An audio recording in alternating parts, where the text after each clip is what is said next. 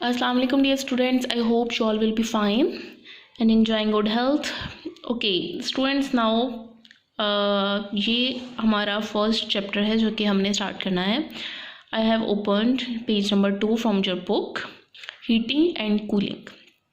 Okay और इसमें हमने बेसिक्स बहुत इन डिटेल नहीं पढ़ना. इसमें हमने बेसिक्स स्टडी करना है कि बेसिकली टेम्परेचर और हीट में क्या डिफरेंस होता है और कौन कौन से फिनोमिनन जो हैं वो हीटिंग और कूलिंग के दौरान जो हैं वो इन्वॉल्व होते हैं. Okay so let's start from next page. Temperature and heat. Okay temperature क्या है? Temperature is the measure of how hot और कूल समथिंग इज़. कि कोई भी चीज़ किस हद तक गर्म है वो है उसका टेम्परेचर. ओके और हीट क्या होती है? हीट बेसिकली क्या है कि जो एनर्जी आप उसको ट्रांसफ़र कर रहे हो.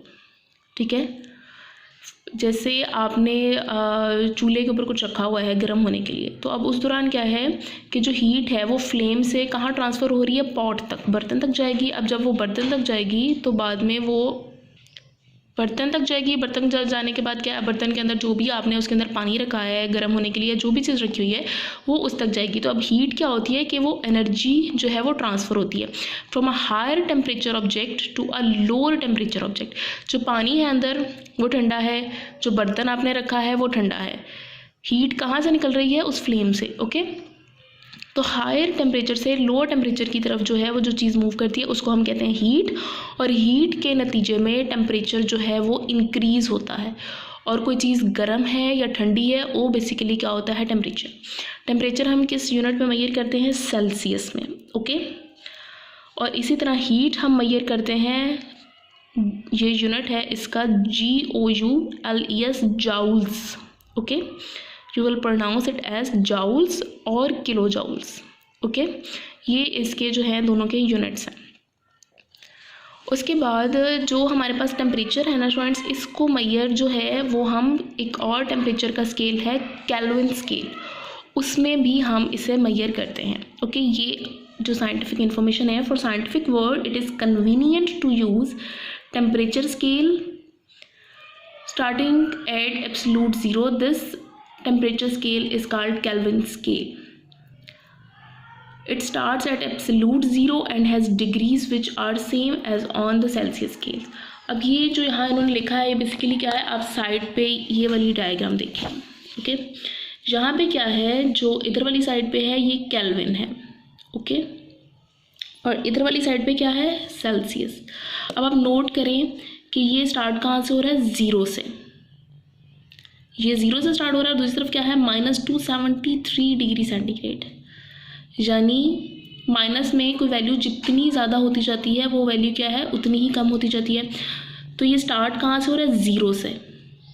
लेकिन ज़ीरो का मतलब ये नहीं कि टेम्परेचर ज़ीरो है. केल्विन स्केल स्टार्ट होता है ज़ीरो से और सेंटीग्रेड स्केल यानी जो सेल्सियस स्केल होता है वो क्या है?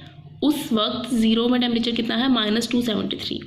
केल्विन स्केल चूँकि ज़ीरो से स्टार्ट हो रहा है इसलिए हम कहते हैं कि ये एब्सोलूट ज़ीरो है. एट दैट टाइम ये ज़ीरो से स्टार्ट हो रहा है. ओके लेकिन टेम्परेचर उस वक्त ज़ीरो नहीं है. उस वक्त अगर आप सेंटीग्रेड में देखो तो टेम्परेचर -273 डिग्री सेंटीग्रेड है.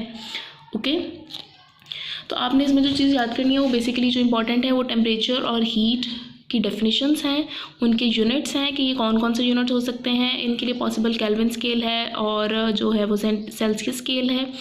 ठीक है और उसके अलावा ये हीट के लिए जाउल्स है और किलो जाउल्स है. उसके बाद स्टूडेंट्स